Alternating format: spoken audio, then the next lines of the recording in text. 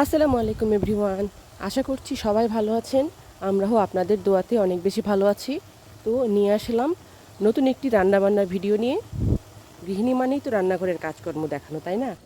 তো আপনাদের সাথে আজকে কী কী রান্না করছি সেটা শেয়ার করব। এই তো দেখতে পাচ্ছেন চুলায় আমি কিছু গাজর এবং বাঁধাকপি কেটে নিয়েছি কুচি কুচি করে। এটা এখন ভাপ দিয়ে নিচ্ছি। আর এখানে দেখতে পাচ্ছেন মিক্স সবজি ভাজি করছি। সব রকম সবজি, যেসব সবজি বাসায় ছিল, শীতকালীন তো অনেক রকম সবজি পাওয়া যায়। তো যেসব সবজি বাসায় ছিল সেই সবজিগুলো ভালোভাবে কেটে ধুয়ে পরিষ্কার করে এখানে পেঁয়াজ কাঁচামরিচ ভেজে নিয়ে তারপরে সবজিগুলো দিয়ে নিয়েছি। তারপরে এর মধ্যে লবণ এবং কিছুটা হলুদ দিয়ে ভালো করে মিশিয়ে নিয়েছি। আর এখানে দেখতে পাচ্ছেন ফুলকপি আলু ভালো করে কুটে ধুয়ে পরিষ্কার করে রেখেছি। এটা শোল মাছ দিয়ে ঝোল করবো আজকে। এই যেখানে বেগুন এবং সিমও কেটে রেখেছি, এগুলো সব মিক্স করে শোল মাছ দিয়ে ঝোল করবো আজকে। আর এই তো দেখুন মাছটা ভিজিয়ে রেখেছি। এই তো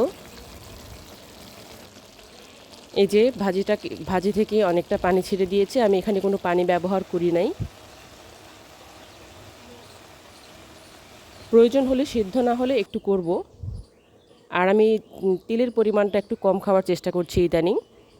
স্বাস্থ্য সচেতন তো সবাই হতে চায়, তাই না? সবাই একটু স্লিম ফিট থাকতে চায়। তো আমার দ্বারা সেটা সম্ভব হয়ে ওঠে না। তো এই তো দেখতে পাচ্ছেন এখানে কিছু আপেল নিয়ে আসা হয়েছে।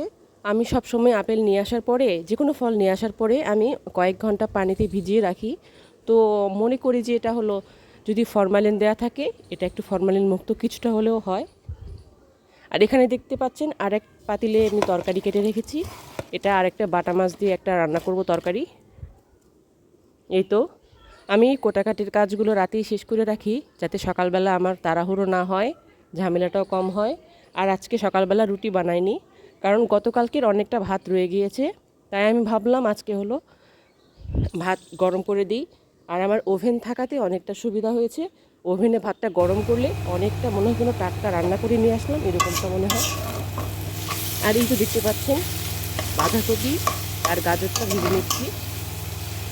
ভাপ দিয়ে নেওয়ার পরে এটাতে পেঁয়াজ কাঁচামরিচ একটু ভেজে নিয়ে তারপরে ভাপ দেওয়া, এই গাজরটা দিয়ে দিয়ে তারপরে একদম শুকনো শুকনো করে ভেজে ভেজে নামিয়ে নিলে রেডি। এক একজন এক একভাবে করতে পারেন, আমি এভাবেই করে থাকি। আর এই তো দেখতে পাচ্ছেন আমার মিক্স সবজি ভাজিটাও প্রায় হয়ে এসেছে, সেদ্ধ হয়ে গিয়েছে। এখন একটু পানিটা শুকিয়ে নেব, তারপরে হালকা একটু ভাজা ভাজা করে নেব। কালারটা অনেক সুন্দর এসেছে, তাই না? মিক্স ভেজিটেবল মানে তো কালারিং সবজি।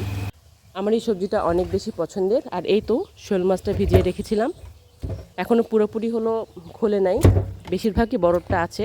তো আমি এটাকে আর একটু পানি দিয়ে ভিজে রাখবো। আর এই যে মাছটা দেখতে পাচ্ছেন শিং মাছ, এই শিং মাছটার গায়ে কতটা কালো কালচে ভাবটা আছে, তাই না? এটা অনেকটা পরিষ্কার করতে হবে, অনেকটা ঘষে ঘষে পরিষ্কার করতে হবে। এটা করতে অনেকটা সময় লেগে যাবে আমার। এই যে আবার একটু পানি দিয়ে ভিজিয়ে রাখছি।